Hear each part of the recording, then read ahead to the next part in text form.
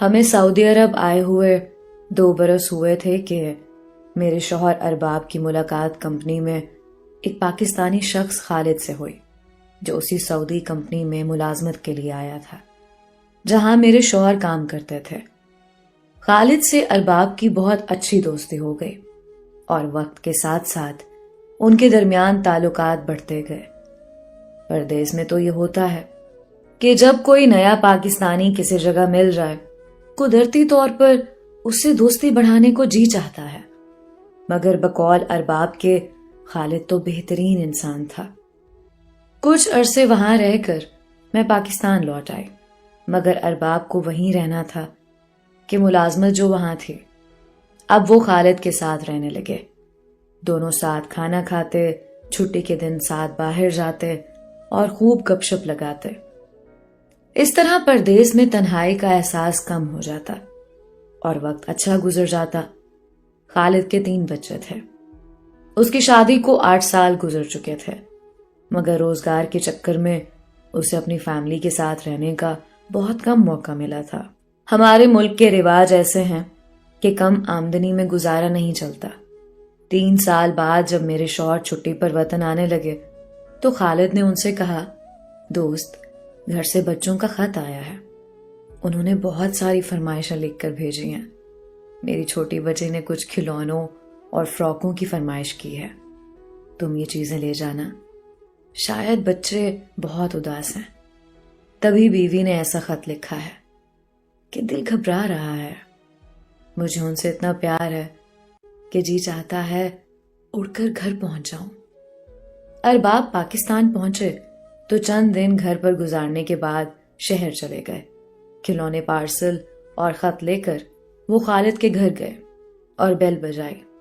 ایک بچے نے آ کر جھانکا، پھر دوڑتا ہوا واپس اندر گیا۔ اس کی آواز جیسے کانوں میں رس گھول رہی ہو۔ وہ کہہ رہا تھا، امی ابو نے انکل کو بھیجا ہے، انکل ہمارے لیے کھلونے لائے ہیں۔ ارباب کے ہاتھوں میں پارسل دیکھ کر شاید بچے نے اندازہ لگا لیا تھا کہ یہ شخص ان کے والد کی طرف سے آیا ہے۔ ممکن ہے اس کو ہر وقت باپ کا انتظار رہتا ہو، یا وہ گیٹ پر ہر آنے جانے والے کو باپ کا نمائندہ سمجھتا ہو۔ ذرا دیر کے بعد دروازہ کھل گیا۔ خالد کی بیوی آئی اور کہنے لگی، آ جائیں بھائی صاحب، آپ سعودی عرب سے آئے ہیں نا؟ ارباب نے اپنا تعارف کروایا۔ جی ہاں، میں ارباب احمد ہوں، میں نے آپ کی امانتیں سپرد کرنا تھیں۔ خاتون نے ان کو ڈرائنگ روم میں بٹھایا۔ اتنے میں خالد کے بچے بھی دوڑتے آ گئے۔ 2 چھوٹے ان کی گود میں چڑھ بیٹھے اور اپنے باپ کے بارے میں بار بار سوال کرنے لگے۔ وہ پوچھتے تھے کہ ہمارے ابو کب آئیں گے۔ ان کا بس نہیں چلتا تھا کہ اڑ کر اپنے باپ کے پاس پہنچ جائیں۔ خالد کی بیوی چائے لے آئی اور باتیں کرنے لگی۔ بھیا، 3 سال کا عرصہ بیت گیا ہے ان کو گئے ہوئے۔ یہاں ان کے بغیر زندگی مشکل سے گزر رہی ہے، پر کیا کریں، مجبوری ہے۔ اچھی آمدنی کے بغیر بھی تو بچوں کی زندگی نہیں بن سکتی۔ دل پر پتھر کی سل رکھی ہوئی ہے۔ بچے بہت اداس رہتے ہیں، ان کو روز بہلاتی ہوں تو اپنا جی برا ہو جاتا ہے۔ بھائی جان 3 سال ہو چکے ہیں، وہ تو آنے کا نام ہی نہیں لیتے۔ آپ بتائیے وہ کب آئیں گے؟ ارباب نے اسے تسلی دی کہ بھابی فکر نہ کریں، وہ جلد آ جائیں گے۔ جب میں چھٹی ختم کر کے یہاں سے جاؤں گا تو وہ چھٹی لے کر آ جائیں گے۔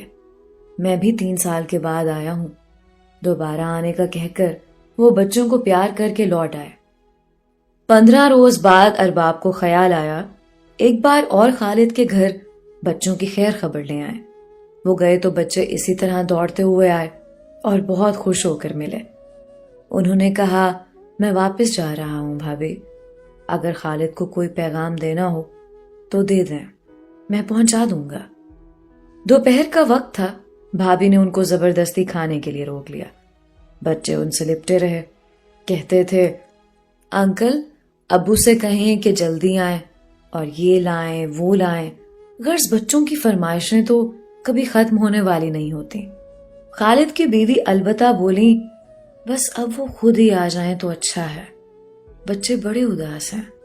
تبھی ارباب بولے، بھابھی لگتا ہے آپ بچوں سے زیادہ اداس ہیں۔ اس پر وہ رو پڑی، کہنے لگیں، ارباب بھائی بڑی مشکل سے تو ہماری شادی ہوئی تھی۔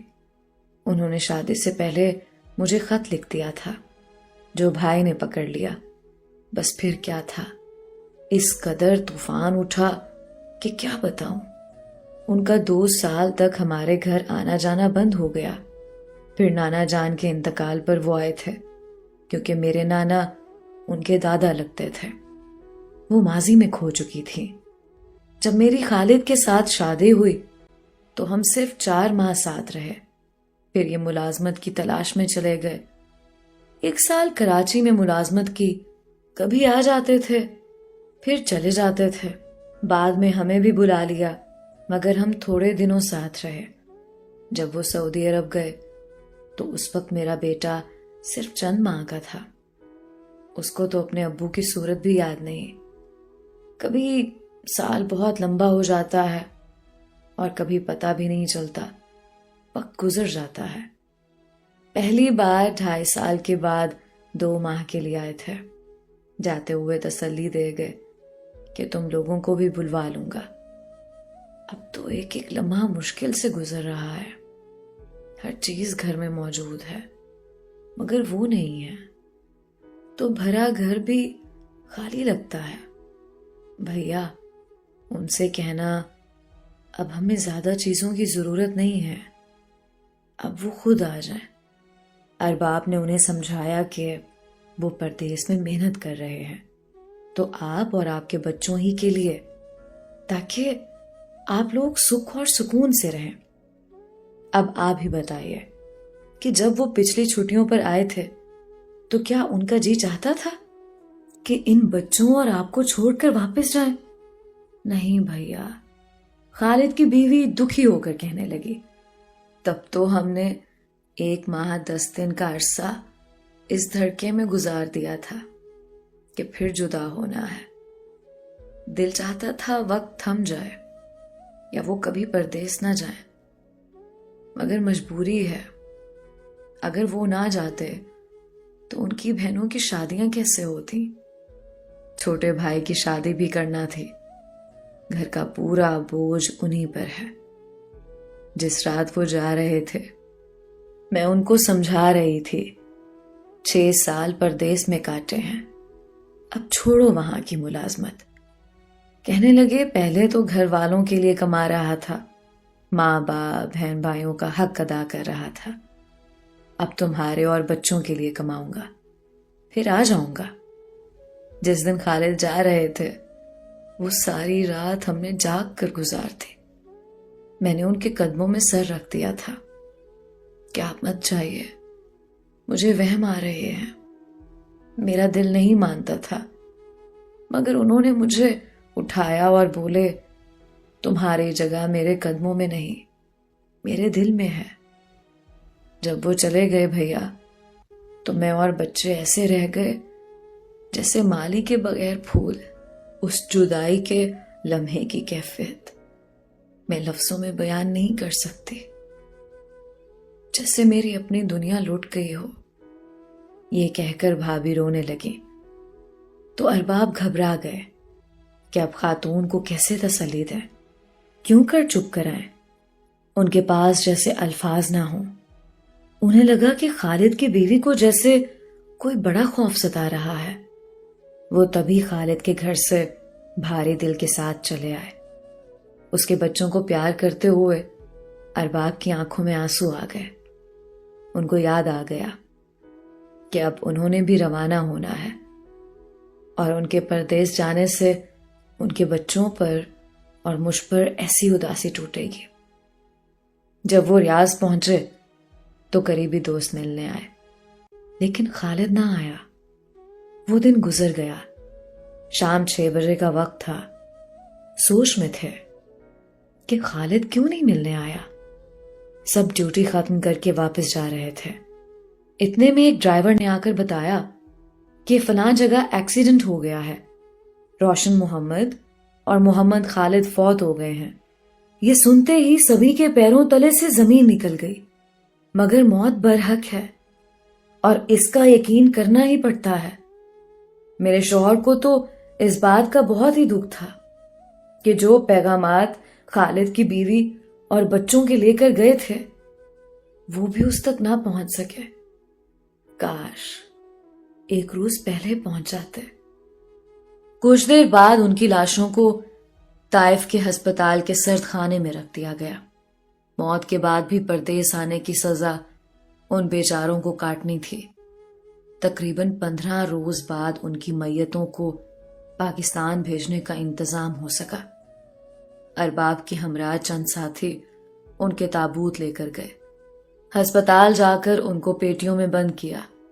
سوچ میں تھے کہ جب ان لوگوں کی لاشیں گھر پہنچیں گی تو کیا حشر برپا ہوگا۔ سرد خانوں میں جمے ہوئے پاکستانی نوجوانوں کے چہرے اپنے پاکستانی بھائیوں کو یہ پیغام دے رہے تھے کہ بھائیو، ہمیں یہ ریال زندگی میں بھی بے چین رکھتے ہیں اور مر کر بھی۔